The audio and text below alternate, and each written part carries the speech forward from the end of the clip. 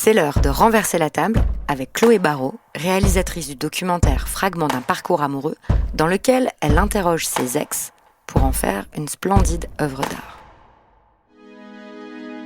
J'ai toujours pensé que l'expérience amoureuse, c'est une expérience artistique. C'est un moment où on est altéré, où on voit des sens, des significations, des signaux, où on se raconte une histoire avec quelqu'un, où on devient le personnage d'une histoire. Et d'ailleurs, on dit une histoire d'amour, non ? Je sais pas si j'ai envie d'aimer ou si j'ai envie qu'on m'aime. Je crois qu'après tout, c'est un peu la même chose. Renverser la table. Un podcast de Victoire Tuaillon.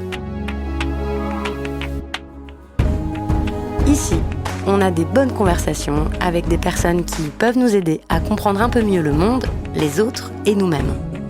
Qui nous encouragent à ouvrir les yeux, même quand ça fait peur parfois, tout en gardant espoir quand même.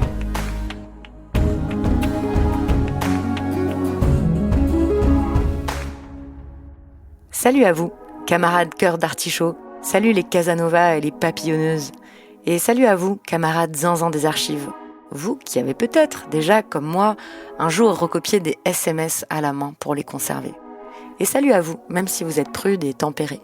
Si vous avez déjà vécu une histoire d'amour, voici une conversation qui devrait vous intéresser. Imaginez que vous receviez un jour une lettre signée d'une femme que vous avez aimée, dans laquelle elle vous propose d'être longuement interviewée et filmée par une inconnue pour que vous racontiez l'histoire de votre relation de votre propre point de vue. C'est ce qu'a proposé mon invité à 12 de ses anciennes relations, amants, amantes, amis, amours de jeunesse. Je trouve ça fou qu'elle s'autorise à demander ça, mais une fois qu'on nous le demande, c'est impossible de dire non. Depuis son adolescence parisienne dans les années 90 jusqu'à sa vie à Rome aujourd'hui, la réalisatrice Chloé Barrault a documenté toute sa vie affective. 20 ans d'histoire d'amour dont elle a tout gardé. Les photos, les vidéos et les lettres manuscrites. Paris, le 22 septembre 99. Chloé, je pense bien à toi malgré mes idées dispersées et j'apprivoise l'insouciance au point de songer à venir te visiter en fin de semaine. Une petite musique, un appel de sirène, une urgence qui nourrit violemment mon désir de Rome et du reste. Je t'embrasse tendrement, bien à toi, Anna.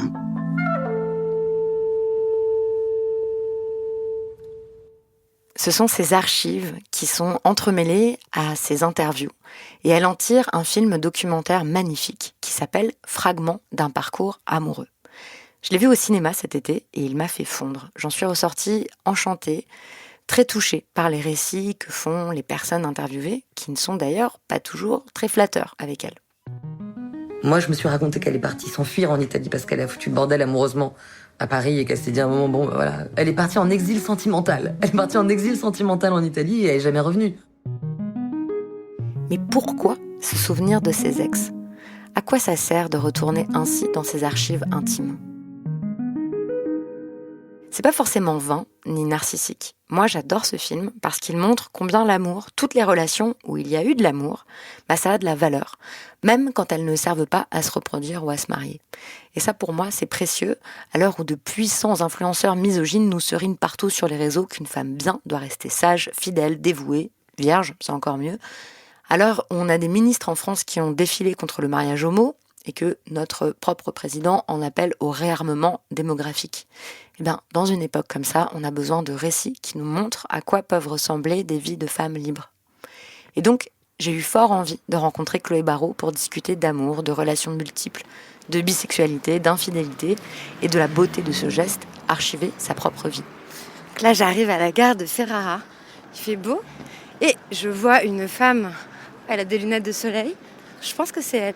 Un matin, je suis donc allée chercher Chloé Barrault à la gare de Ferrara, près de Venise. Salut Chloé. Bonjour. Enchantée. Enchantée, vous allez bien ? On se serre la main comme en Italie. Oui, ça se fait, c'est vrai, en Italie on fait ça ? C'est bien, j'aime bien parce que... Moi aussi, j'aime bien. Entre femmes, entre hommes, Ouais. il n'y a pas de discrimination. Ça me fait plaisir. Parce qu'elle vit en Italie, et moi, j'étais justement de passage pour parler de Il Cuore Scoperto, la version italienne de mon podcast Le Cœur sur la table, qui existe grâce à la détermination d'une bande de femmes très libres et très passionnées, elles aussi, mais c'est une autre histoire. Bref, on a bu un café, et je me suis lancée. Je vais être assez proche de vous, Chloé. Il n'y a pas de problème. Surtout parce que je dois viser la commissure des lèvres. D'accord. Voilà. C'est pour ça qu'il y a ma main vraiment tout proche de votre visage. Ok.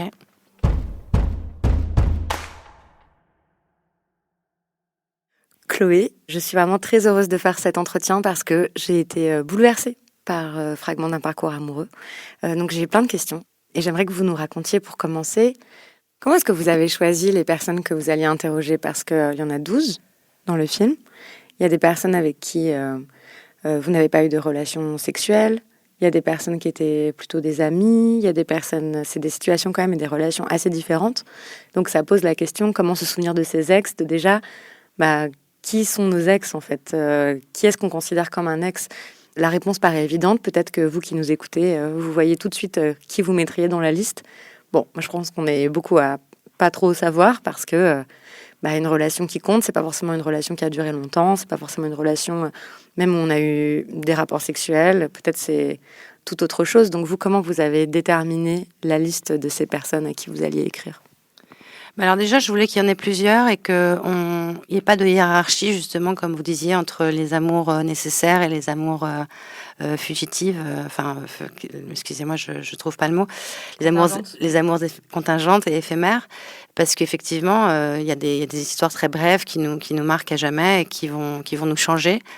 Et aussi parce que j'ai toujours pensé au spectateur. C'est-à-dire, j'ai toujours voulu que le spectateur puisse s'identifier à une ou plusieurs histoires.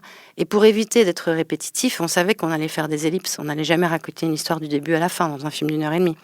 Et donc, on avait déjà imaginé qu'on allait convoquer chaque personnage, puisque ça devient des personnages à partir du moment où ils racontent une histoire, pour illustrer une étape ou un aspect de l'amour. Donc il y a le teen movie avec le premier amour adolescent, il y a l'amour non réciproque, il y a l'ami avec lequel on couche, la passion physique, vous voyez, l'initiation, l'histoire, le compagnonnage profond. Donc déjà le premier critère, c'était que moi j'ai été amoureuse de ces gens. Donc que peut-être qu'ils ne m'ont pas forcément aimée, mais je supposais que oui, mais c'était pas, on ne sait jamais en fait. Mais moi, en tout cas, c'est des gens que j'ai aimés qu'on voit dans le film. Est-ce que ça peut arriver qu'on mette des gens sur notre liste, que eux, ils nous mettent pas sur la leur? Oui, absolument. C'est ça qui est intéressant d'ailleurs. Et d'ailleurs, il y a des gens avec qui il ne s'est rien passé, comme vous dites. Cette expression m'a toujours fait bizarre parce que qu'est-ce que ça veut dire il s'est rien passé? En fait, qu'est-ce qu'on entend quand on dit il s'est rien passé? J'ai revu quelqu'un cet été, un homme qui m'a beaucoup aimé et il disait ça fait 15 ans que je garde cette histoire pour moi, j'en ai parlé à personne parce qu'il s'est rien passé. Et je lui ai dit, mais on n'a jamais couché ensemble, mais tu sais, il s'est à l'évidence passé quelque chose, puisque ça fait 15 ans que tu y penses et que tu n'en as parlé à personne. Et il disait qu'il n'osait pas, il n'a pas osé en parler à qui que ce soit, parce qu'il ne savait pas quoi raconter. Et il disait, je ne sais même pas si c'était une relation. J'étais là, on était en relation, à l'évidence. Donc, c'est bizarre, cette expression, il ne s'est rien passé.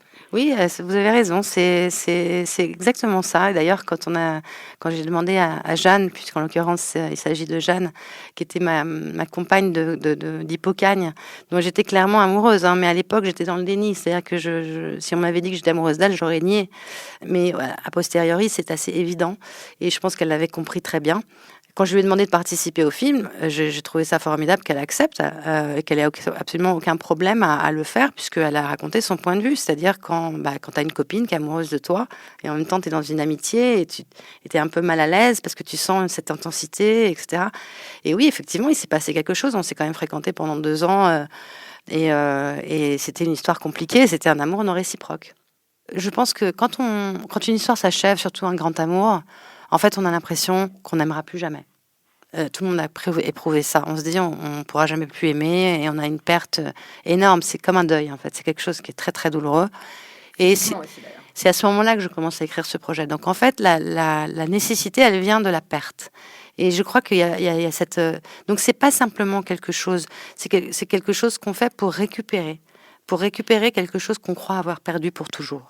Et c'est ça qui est rassurant dans ce film, et c'est ça que je pense qui est rassurant pour les spectateurs quand ils voient ce film. C'est l'idée que même si les histoires se terminent pour des obstacles extérieurs ou intérieurs, il y a quelque chose qui reste et qu'on réussit à récupérer en racontant notre histoire à quelqu'un qui veut bien l'entendre. Il y a un autre truc qui est rassurant aussi, je trouve, en regardant le film, c'est que vous avez eu de nombreuses histoires. On se doute qu'elles ne sont pas toutes là, de nombreuses aventures. Et je trouve ça aussi rassurant en tant que autoproclamée traînée, hein, puisque moi, oui, j'ai eu beaucoup d'histoires sexuelles, amoureuses, affectives. C'est extrêmement important pour moi. Je n'ai pas compté, mais je sais que si j'avais 20 ans aujourd'hui, je vois l'obsession sur les réseaux sociaux avec leur retour d'une vague masculiniste, l'obsession pour la virginité en fait des femmes, avec ce qu'on appelle le body count, donc le fait de compter le nombre de partenaires sexuels qu'on a eu, avec l'idée que chaque fois qu'une femme en a un, elle perd un peu de sa valeur. En plus, body count, ça vient du vocabulaire militaire, c'est le nombre de victimes qu'on fait sur un champ de bataille, un body count. Donc, et là, avec des jugements extrêmement durs sur les femmes qui ont eu plusieurs relations sexuelles, avec bien sûr l'idée que les hommes, eux, c'est pas grave, ils peuvent avoir un body count extrêmement élevé, mais pas les femmes. Et j'adore qu'on réhabilite et qu'on soit fier en fait d'avoir vécu beaucoup d'histoires et de dire que ça nous n'enlève pas de la valeur, au contraire, en réalité. Oui, alors j'ai vu passer ce terme parfois sur Letterboxd et je comprenais pas. Vous venez de m'expliquer la signification. Enfin, j'avais déduit quand même, mais je connaissais pas ce terme-là. Et inversement, en même temps, je sais par beaucoup d'étudiants que j'ai rencontrés, de lycéens, parce que ce film a eu beaucoup de succès auprès des très jeunes de 20 ans ou même moins, que c'est aussi quelque chose qui pour beaucoup a été rassurant, justement l'idée qu'ils allaient vivre des histoires d'amour, que les histoires d'amour peuvent se terminer, mais que c'est pas grave et que c'est quelque chose qui nous façonne et que on allait vivre plein d'histoires et qu'on avait besoin de vivre des histoires pour comprendre aussi qui on était. Et que c'est pas la seule façon justement de terminer, de s'en débarrasser, d'être gêné ou d'être jaloux par exemple, ou jalouse des ex de la personne avec qui on est. J'aime bien la démarche qui consiste à remercier les ex de la personne avec qui on est, parce que si cette personne est comme ça, c'est aussi parce qu'il y a plein de personnes avant qui lui ont appris certaines choses. Il y a des hommes aussi parfois qui m'ont dit ça, qui m'ont dit oui, je suis un bon compagnon maintenant, mais grâce à toutes les femmes que j'ai fréquentées. Et donc ça, c'est une chose importante, de les célébrer. Je vois aussi qu'il y a des personnes qui font une façon de se souvenir de ses ex, c'est de faire des rituels avec ses ex, sans appeler ça vraiment un rituel, mais en tout cas de prendre le temps, quelques mois plus tard ou quelques années plus tard, de remercier la personne pour ce qu'on a vécu, de dire que c'était pas rien, que c'est pas parce que ça s'est terminé que ça enlève toute valeur ou toute pertinence à ce qui s'est passé. Enfin, ce sont des choses en fait de l'ordre d'une culture relationnelle très différente de ce qu'on connaissait avant et de ce qui reste encore la culture commune. L'idée que, les ex, il faut pas s'en préoccuper. Oui, mais d'ailleurs, c'est pas quelque chose qu'il faut faire seulement pour soi. Ce sont des documents historiques aussi. C'est-à-dire qu'on a toujours eu dans l'histoire des documents comme ça de l'intime, des lettres. On a souvent publié d'ailleurs les lettres d'amour d'hommes connus. Alors, et je vois pas pourquoi on pourrait pas faire la même chose avec des anonymes. Et ça se fait de plus en plus d'ailleurs, ou avec des femmes. Enfin, les gens qui ont conservé ces lettres ou ces traces de leurs amours, c'est des choses qui aujourd'hui sont prises par les historiens pour reconstituer des histoires, des petites histoires dans la grande histoire. Et donc moi, j'avais pas conscience à l'époque de documenter, mais finalement, j'avais déjà une démarche documentaire, puisque je documentais ma vie et mes amours, et j'étais une réalisatrice qui s'ignorait. Et puis un jour, je me suis dit, avec toutes ces choses-là quand même que j'ai conservées, ce qui n'est pas forcément banal, l'idée d'en faire quelque chose, voilà. On va revenir sur ça, sur ce que ça apprend de soi-même aussi, de revenir sur les histoires. Mais j'ai une question avant sur cette façon de garder des traces, d'archiver, d'où ça vient. Et est-ce que c'est une façon de les aimer, ces personnes-là, de les filmer, de les photographier, d'enregistrer, mais en même temps, ça peut être aussi une façon d'être détachée, de ne pas être pleinement présente, en fait. Oui, c'est intéressant. C'est quelque chose que dit Caroline dans le film. Elle dit que finalement, je fragmente les gens, je les filme, je les mets en boîte. Et c'est vrai que ça, c'est une réflexion que j'ai faite énormément. Et j'ai découvert ce terme de pulsion scopique chez Lacan. Et c'est vrai que je suis quelqu'un qui a toujours été... La pulsion scopique, c'est donc le besoin, le désir irrépressible de voir, de capturer par la vision. Et donc, c'est la pulsion scopique qui donne lieu au cinéma, à l'enregistrement. Mais pour moi, c'est aussi lié à l'expérience amoureuse. C'est-à-dire que j'ai toujours pensé que l'expérience amoureuse, c'est une expérience artistique. C'est un moment où on est altéré, où on voit des sens, des significations, des signaux, où on se raconte une histoire avec quelqu'un, où on devient le personnage d'une histoire. Et d'ailleurs, on dit une histoire d'amour, non ? C'est aussi, finalement, toutes ces traces physiques, c'est aussi des preuves d'amour. Je ne sais plus qui dit il n'y a pas d'amour, il n'y a que des preuves d'amour. C'est-à-dire c'est la preuve que quelque chose a existé. Donc, et puis ça nous aide aussi à nous souvenir quand on voit des images, des photos. Sinon on oublie. Donc ça aide la mémoire. Je dis se souvenir de ses ex, j'entends très bien en formulant ce titre que parfois on n'a pas du tout envie de s'en souvenir et pour des très bonnes raisons, parce que ça a été une histoire qui nous a détruites, parce que c'était des ex qui ont été violents, qui ont été brutaux, qui nous ont fait beaucoup de mal ou à qui on a fait beaucoup de mal, mais quand même dans l'hétérosexualité c'est plutôt les hommes qui commettent des violences sur les femmes et donc là on peut ne pas avoir envie de s'en souvenir. Quoique, je me disais, évidemment, on va pas aller les interroger et tout ça, mais c'est quand même très utile, je trouve, c'est ce que je conseille en général quand il y a des histoires très très douloureuses dont on me fait part, de faire ce travail-là de frise chronologique, de rétablir les dates, les faits, les citations, de pas détruire tout de suite tous les matériaux liés à cette histoire, parce qu'un jour on aura besoin de ça, pas forcément pour porter plainte, juste pour se souvenir de ce qui s'est réellement passé, donc pour un peu mieux comprendre comment ça nous a marqué en fait. Parce que sinon, on peut se faire complètement renverser et manipuler. Et c'est le principe du travail psychanalytique, celui de retourner là-bas, même dans des choses qui sont douloureuses, et d'aller examiner. Oui. Ça me fait aussi penser à une autre technique thérapeutique qui n'est pas du tout de la psychanalyse, mais qui fonctionne extrêmement bien pour les traumas. C'est la thérapie dite de l'intégration du chemin de vie, ICV, où en fait vous devez écrire tous vos souvenirs année par année. Certains souvenirs, des souvenirs très prosaïques, anecdotiques, et puis des souvenirs extrêmement traumatisants, des choses très heureuses, d'autres banales, etc.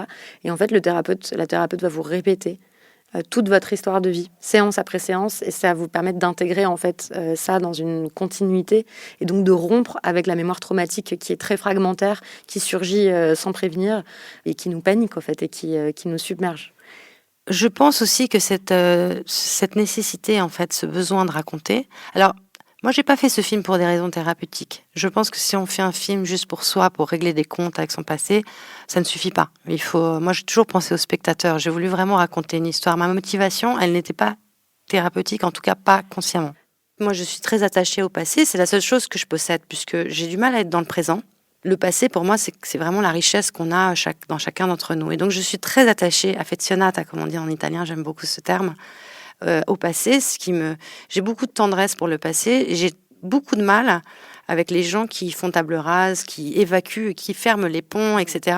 Je comprends évidemment que ce soit nécessaire dans des situations, évidemment, que vous avez décrites auparavant, pour se sauver de rapports toxiques ou violents ou atroces, quoi, évidemment. Mais dans la plupart des cas, j'ai toujours pensé que c'était dommage. Et moi, j'ai toujours été celle qui refait le premier pas, qui essaye de renouer contact et qui a une énorme tendresse. Alors, ça m'arrive souvent, par exemple, c'est un peu pathétique, je sais, j'ai un peu honte. Et en même temps, non, je n'ai pas honte. Mais voilà, je suis du genre à... Je sais pas, moi, ça m'arrive souvent de rêver, par exemple, d'un ex ou d'une ex. Il y a des gens dont je rêve beaucoup. Par exemple, Rebecca, qui a été mon premier grand amour. Ça m'arrive plusieurs fois par an de rêver d'elle. Et à chaque fois que je rêve d'elle, je lui écris. Je lui raconte le matin, je lui écris ce rêve. Parfois, elle me répond, parfois non. Mais par exemple, ça, c'est quelque chose que j'ai toujours fait. C'est-à-dire que quand quelqu'un se présente à ma mémoire, à mon souvenir, dans mon présent, j'aime le partager avec l'autre. Je pense que ça fait plaisir.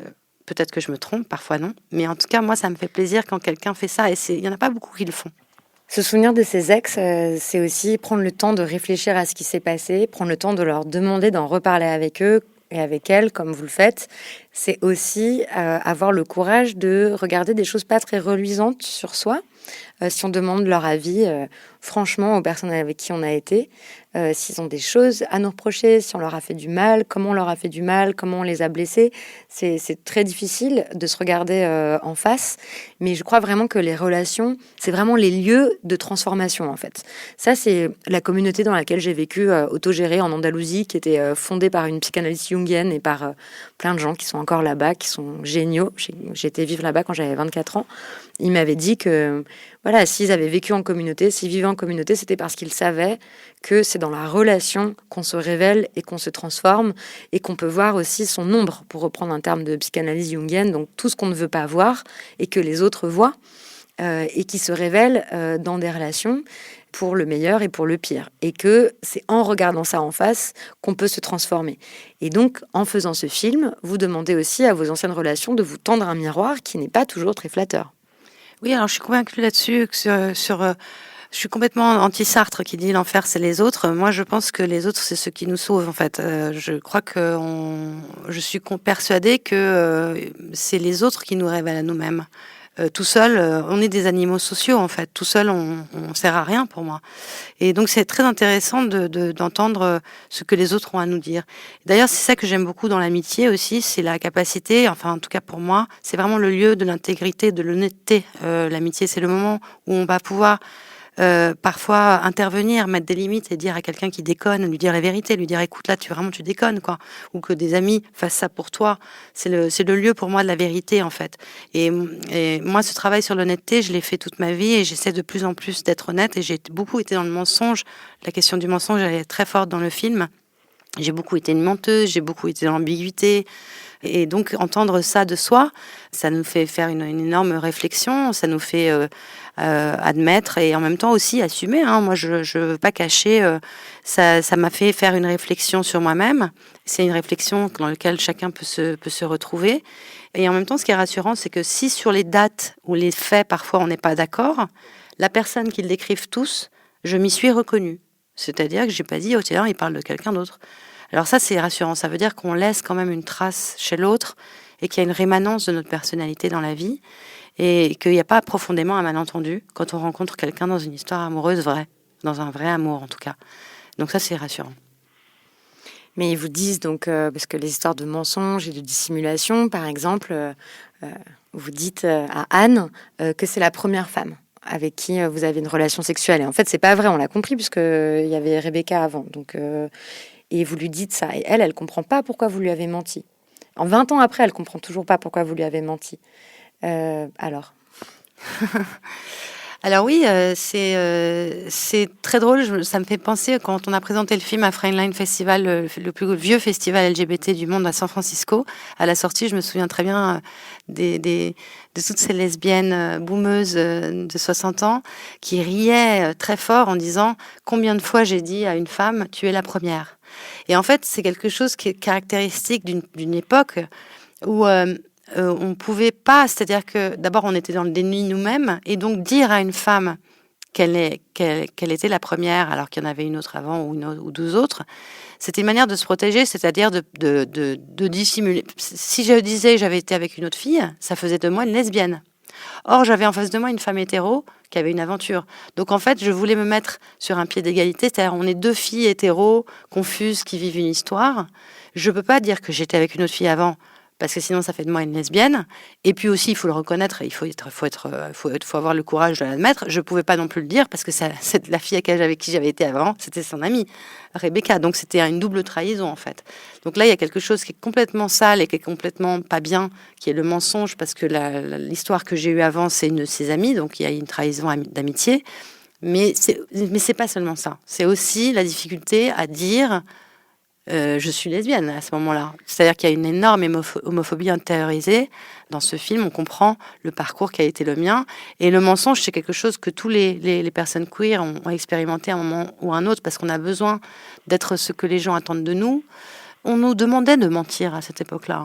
On voulait pas, on pouvait pas parler de ces choses-là comme ça à table. Vous voyez. Donc il y avait quand même une honte. pas dans tous les milieux. Ouais. Et il y avait, en tout cas, bon, c'était à l'époque les références lesbiennes, c'était Gazon maudit. Voilà, donc c'était ça ou, enfin. Donc, on avait difficulté quand même à s'identifier à certaines narrations qu'il y avait sur le sujet à l'époque. Ensuite, L-Word a changé ça, The L-Word, la série, et tout à coup, il y a eu une image très positive des lesbiennes, et ça a fait que beaucoup de filles finalement ont pu assumer, etc. Mais moi, je me souviens que quand même j'étais quand même travaillée par ça, et j'avais du mal à donc j'aimais bien raconter cette histoire. Oui, bon, c'est un peu pathétique. C'est sûr que j'en suis pas fière. Mais bon, vous acceptez, on vous tend ce miroir-là et vous le mettez dans le film. Mais moi, ce que je voyais évidemment pendant toute la durée du film, c'est que vous avez des histoires avec des hommes, avec des femmes, même un moment avec un homme qui est gay et qui dit d'ailleurs, mais enfin, c'est pas parce que je suis gay que je peux pas avoir de désir pour une femme. Donc, il y a aussi une ode à la fluidité. et à la bisexualité en fait.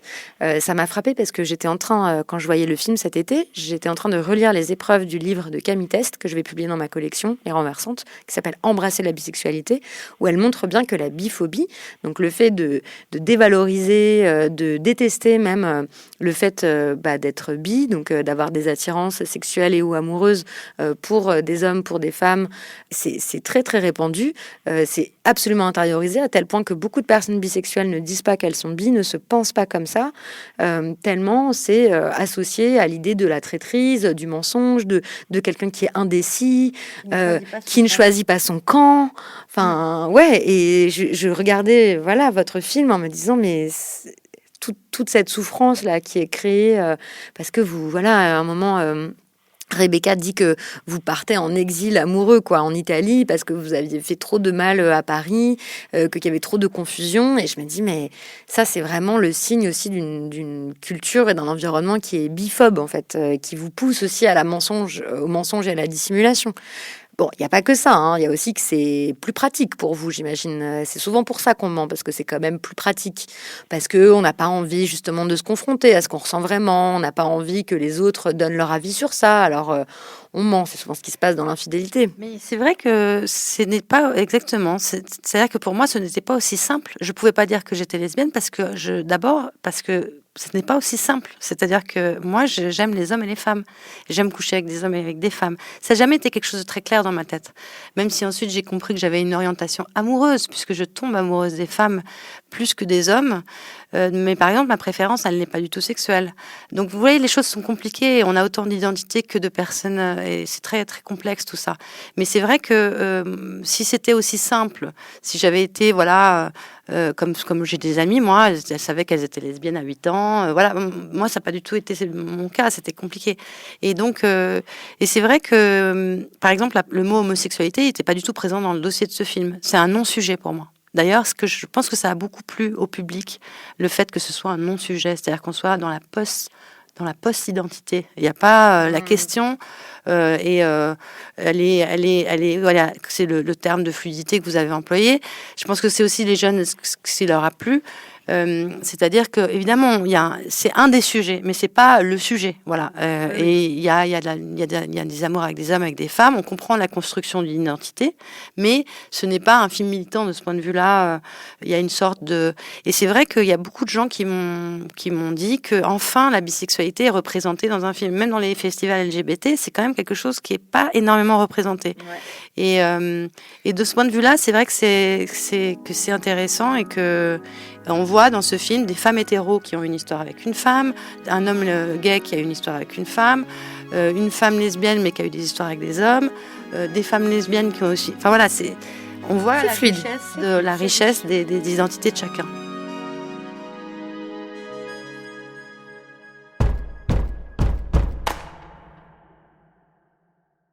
L'histoire que je vais vous raconter, c'est que moi aussi j'archive énormément. J'ai rien filmé, j'ai pas pris de photos, mais moi je suis une obsédée du texte. Et donc dans mon petit studio, il y a 3 malles d'archives où il y a vraiment tout ce que j'ai écrit, tous les cahiers, tous les albums et tout. Je fais ça depuis que j'ai 12 ans, 10 ans. J'ai toujours eu des journaux intimes, mais je les classe par année, quoi. À chaque anniversaire, je mets tout dans un sac. Et bien sûr, les histoires amoureuses, ça a beaucoup compté pour moi. Alors, il y a quelque chose que j'ai fait 2 fois pour 2 hommes différents que j'ai énormément aimés. En fait, j'adorais les messages qu'on s'envoyait. Donc, j'ai pris un document Word et j'ai un traitement de texte. Et en fait, j'ai fait la compile de tous les messages échangés depuis le début. Et donc, évidemment, c'est facilité par les nouvelles technologies. Enfin, quoique, parce que j'ai dû aller voir dans Messenger sur Facebook, j'ai dû retranscrire certains messages vocaux qui étaient envoyés sur WhatsApp. Il y avait des mails, il y avait plein de moyens de communication différents, mais j'ai tout remis par ordre chronologique. J'ai fait la même chose, évidemment. Et je pensais que j'étais la seule à faire ce genre de choses, donc c'est bien, ça me rassure. Non, du coup, je le dis, j'ai eu un peu honte, en fait, de faire ça, surtout que, mais en même temps, je me souviens que quand je l'ai fait, pour la première fois que je l'ai fait, c'était c'était un besoin en fait, parce que j'étais très triste, c'était une histoire qui était impossible. Bon, c'était aussi ça qui nourrissait, et j'avais envie que ça existe. Bon, j'ai fait imprimer ce livre évidemment. Le type en question, il voulait plus me voir, donc je l'ai planqué dans un square, dans un buisson. Je lui ai donné le point de géologue et tout. Bon, il l'a pris et il m'a dit non mais franchement la réaction, il était là, pourquoi t'as fait ça? C'est l'histoire de ma vie en fait. Et la deuxième personne pour qui j'ai fait ça, c'est un écrivain. Et je lui ai donné le résultat de ça. Et il était furieux. Non. Fou furieux. Mauvaise foi. Non, il m'a regardé. Il avait vraiment l'air d'une bête blessée. Et il m'a dit, depuis combien de temps tu fais ça ? Un écrivain qui comprend pas ça m'étonne quand même. Si l'écrivain, c'est vraiment quelqu'un qui devrait comprendre ce désir-là, c'est un écrivain. Je comprends pas, ça m'étonne. En plus, l'objet est énorme, parce que nous, on s'est vraiment beaucoup écrit. Donc le truc fait genre 160 pages. Et... C'est génial. Et je dois dire que j'ai même... Non mais vraiment, quel zinzin. J'ai inséré dedans plein de pages blanches qui correspondent en fait à l'espace entre... de silence. C'est génial. Mais bon, j'ai jamais osé en reparler avec lui parce que déjà c'était tellement un truc de zinzin, il m'a regardé genre comme si j'étais folle. Et c'est vrai que c'est un peu intense à faire. C'est marrant, alors voilà quelque chose qui m'a, par exemple, ça c'est vraiment étonnant. Ce truc de se souvenir du passé ou d'évoquer les amoureux passés. Là aussi, j'ai découvert que c'était genré en fait. Quand je proposais le projet dans des commissions qui étaient malheureusement souvent ultra masculines. J'ai toujours constaté que les femmes étaient complètement emballées par le projet, immédiatement. Mais immédiatement, il y avait une compréhension sur... Elles me demandaient jamais pourquoi tu fais ça. Alors les hommes, si. C'est-à-dire que l'évocation du passé amoureux, c'était quelque chose que je remarque, c'est une généralité, mais que les femmes ont plus d'affection pour leur passé amoureux que les hommes, qui ont tendance plus à faire table rase, effectivement, et à couper contact complètement, voilà. Et donc, je constatais ça dans les commissions quand je présentais le projet, qui disaient, mais vraiment, je comprends pas, quoi. Je comprends pas, je pense que ça reflète aussi l'importance qu'ont les relations amoureuses dans leur vie. Mais tu vois, c'est ça qui est énervant, c'est qu'on a toujours publié les lettres d'amour d'hommes connus de l'histoire, de Napoléon, et tout le monde s'extasie. C'est ça qui est dingue, c'est ce double standard, quoi. Et les anonymes ou les femmes, on trouve ça narcissique. Voilà. Cette question du narcissisme, elle m'a été posée 1000 fois à chaque fois que je proposais le projet par des hommes. Évidemment, jamais les femmes elles m'ont posé la question du narcissisme. Et moi, au début, en plus, je m'excusais, j'essayais de justifier. Au bout d'un moment, en prenant confiance finalement, parce que bon, il faut malheureusement nous les femmes réalisatrices, on met du temps à se sentir légitimes, etc. Et à un moment donné, passé la quarantaine, quand on me faisait cette objection, je disais non mais arrêtez, ça suffit là maintenant, quoi. Moi, j'ai été élevée avec Woody Allen, avec Nanni Moretti, avec Benigni, que des réalisateurs qui parlent de leur nombril. Faut arrêter, quoi. Enfin, je veux dire, pourquoi est-ce qu'une femme, si elle le fait, tout de suite, c'est narcissique, voilà.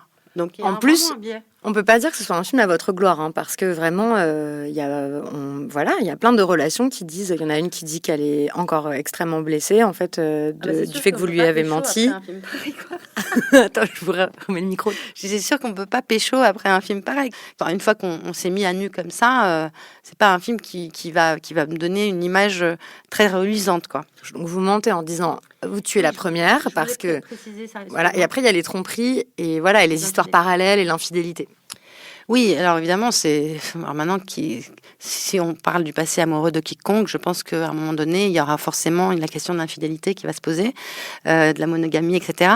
Et donc, si on veut être honnête, on va forcément raconter qu'on a été trompé ou qu'on a trompé. Ce qui est intéressant, mais je voulais juste préciser, mais bon, en même temps, c'est un peu pathétique de préciser, mais ce qui est intéressant, c'est ce que les gens comprennent et la vérité, en tout cas, la vérité n'existe pas, bien sûr, mais ma vérité à moi. Évidemment, il ne faut pas être non plus complètement naïf et croire tout ce qui est raconté. Évidemment, il y a forcément des choses qui sont embellies ou qui sont, voilà. Et ce qui est intéressant, c'est que, par exemple, les gens comprennent dans le film que j'ai trompé Rebecca avec Anne. Et c'est pas du tout le cas. D'ailleurs, Anne elle-même, elle a rectifié dans une interview récente. C'est pas du tout le cas. L'histoire avec Anne s'est produite après l'histoire avec Rebecca. L'histoire avec Rebecca était déjà terminée depuis plusieurs mois, même pas mal. Et d'ailleurs, Rebecca elle-même le dit dans le film, mais les gens ne l'entendent pas. C'est-à-dire qu'elle dit à la fin, elle dit peut-être qu'en fait, on n'était plus ensemble. Ouais, on n'était plus ensemble en fait. Donc elle-même, elle le dit. Mais ce qui est intéressant, c'est que moi, si je veux rectifier ça, c'est-à-dire, à un moment donné, j'étais préoccupée moi-même. Je me disais, mais les gens vont croire que j'ai trompé Rebecca avec Anne. Ce n'est pas le cas.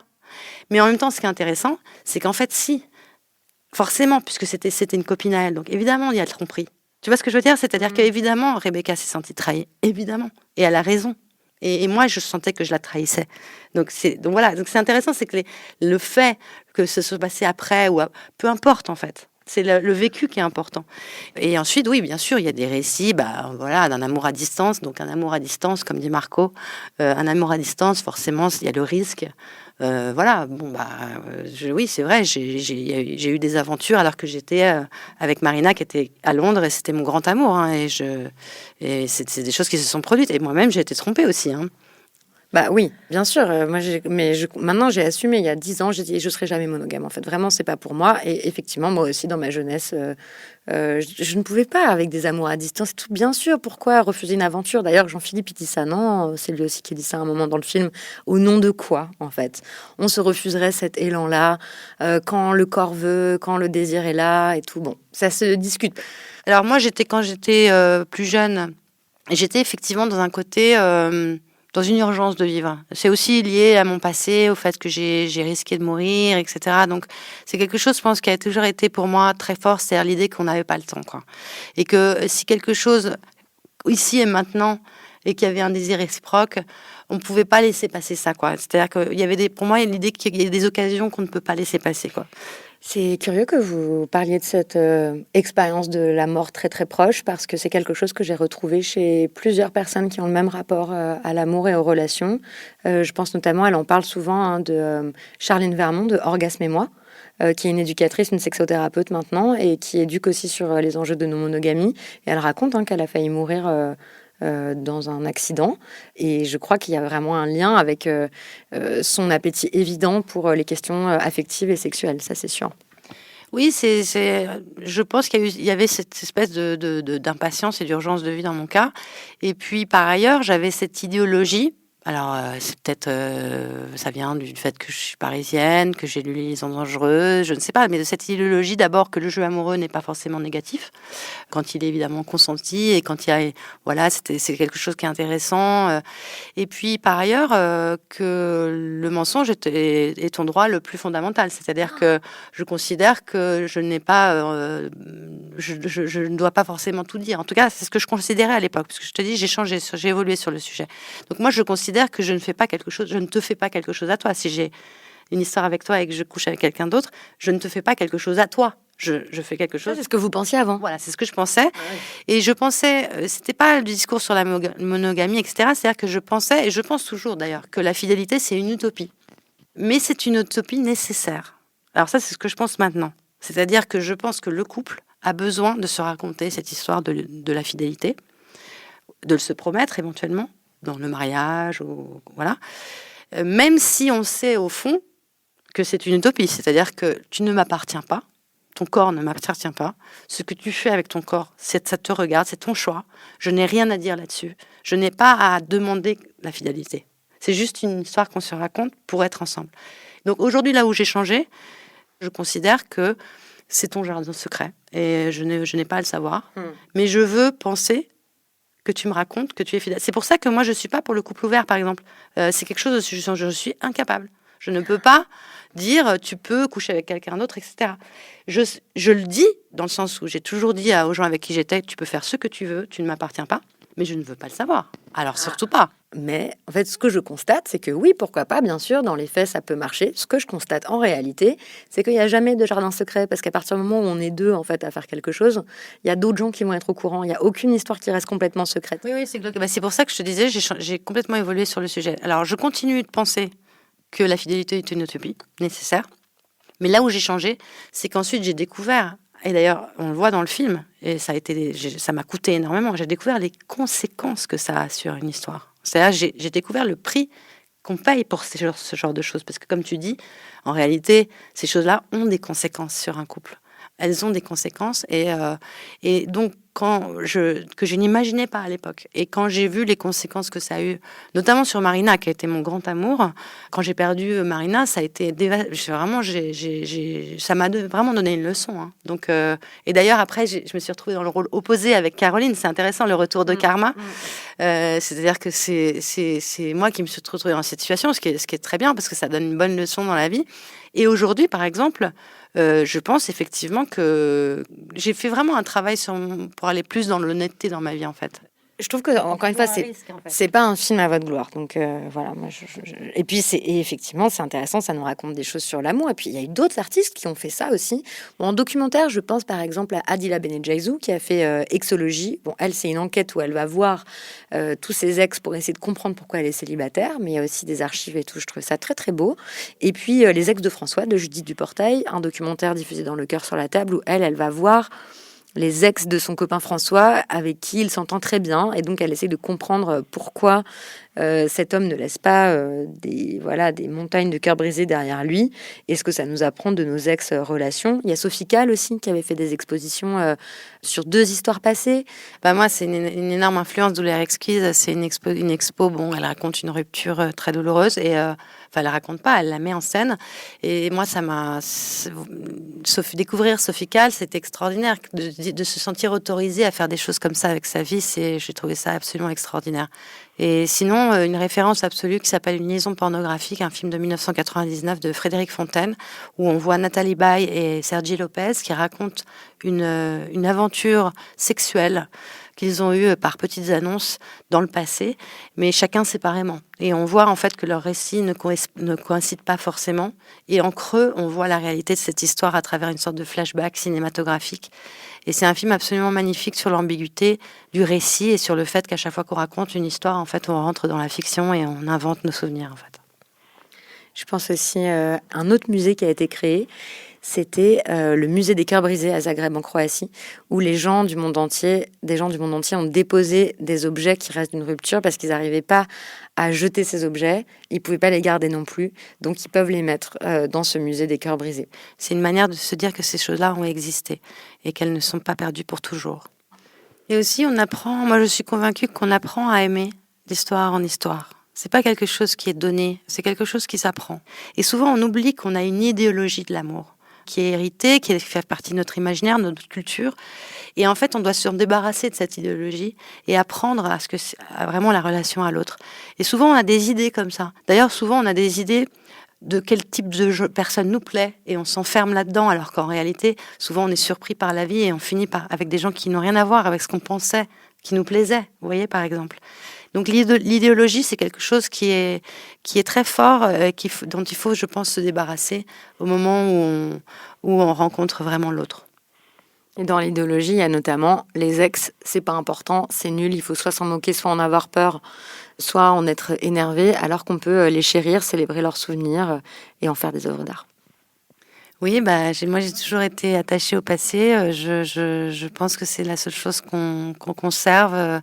Et qu'on a tous et toutes besoin, comme dit Jean-Philippe, d'un archiviste pour qu'un jour on puisse dire qu'on a existé. Ouais, c'est une très très belle phrase. Et c'est d'ailleurs intéressant parce que dans ce film, les images que j'ai filmées d'eux, c'est des scènes très banales qu'on a tous filmées. C'est pas un film très esthétique, c'est des scènes très très banales. Mais voir ces images aujourd'hui, qui sont tellement vraies, qui sont pas factices. Les jeunes ont beaucoup aimé le fait qu'ils voient une histoire vraie, que ce soit pas les récits confectionnés de Netflix, vous voyez. Et ça, c'est quelque chose de bouleversant parce qu'on a tous vécu ces scènes-là, on a tous aimé, on a tous été quittés, on a tous été largués, on a tous été dans des situations de mensonge et on a tous été dans l'intimité d'un regard. Et ça, c'est quelque chose qui nous touche et qui nous bouleverse. Et c'est un beau conseil, je trouve, à donner aussi. J'ai fait un épisode qui s'appelle « Enregistrer vos grands-mères » pour enregistrer leur voix, mais je dirais que c'est important aussi de prendre des photos et des images des personnes qu'on aime dans des situations très banales. En train d'éplucher une pomme, en train de marcher, en train de dormir, parce qu'on pense pas à prendre des photos ou des images de ces moments-là, et en fait, la vie, elle se passe là. Et pas que dans les anniversaires, par exemple, ou devant un monument historique. Et en fait, moi, je dirais même plus que les photos, filmez vos grands-mères. Parce que la photo, justement, il y a quelque chose de figé et de peut-être parfois même si c'est très beau, très rassurant, de troublant et de sinistre, alors que la vidéo, il y a la vie, c'est-à-dire qu'il y a la personne qui vit, qui parle, qui rit. Je l'ai compris très récemment parce que mon père est mort. Et j'arrive pas à voir des photos de lui. Par contre, j'ai vu un film que j'ai fait sur lui il y a quelques années. Et ça m'a fait tellement de bien. Ça m'a complètement aidé dans mon deuil, en fait, de le revoir vivant dans une vidéo. La faute à mon père, c'est ça, ouais. Qui s'appelle le film donc, sur l'histoire de votre père, qui était prêtre, un prêtre catholique, et qui a quitté l'église catholique pour aimer votre mère. faire des enfants, fonder une famille. Et donc je me dis que lui aussi, il est allé en dehors de l'idéologie et qu'à la fois, la religion catholique, comme toutes les religions, c'est quand même une religion à la base. C'est pour ça que je reste malgré tout croyante sur l'amour et la nécessité d'aimer son prochain comme soi-même. Voilà. Et je trouve que c'est ce que vous faites. Mais d'ailleurs, lui, c'est un chrétien dissident qui n'avait pas été élevé dans la religion, donc il n'était pas du tout clérical. C'était un prêtre très différent des autres, qui portait pas la soutane, etc. Il nous a pas inscrit au catéchisme, il était contre. Et donc, on est un peu agnostique, mon frère et moi. Mais lui, il avait une foi comme ça, très privée. Mais vraiment, il restait sur le message des évangiles. C'est-à-dire l'idée vraiment que Dieu est amour, en fait. L'amour, c'est ça. C'est la parole évangélique.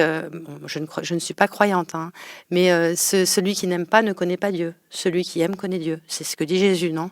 Et donc, là-dessus, je suis la fille d'une histoire d'amour hors du commun, où mes parents, par amour, ont vraiment dû se battre. Ma mère a été considérée comme la pute du curé, elle venait d'un milieu bourgeois, enfin c'est une histoire complètement extraordinaire, donc qui a été mon premier film. Et évidemment, ça a mis l'amour au centre de mon destin familial. Et c'est pas étonnant qu'ensuite j'en ai fait mon activité principale. Ok, merci beaucoup Chloé Barraud. Merci Victoire. Merci beaucoup à Chloé Barraud pour sa patience et merci à mes amis avec qui j'ai passionnément débattu de ce film, à Emmanuel Grolmund, à Elisa Hélin, au Gang du Flipper et à Thibaut Willems. Merci.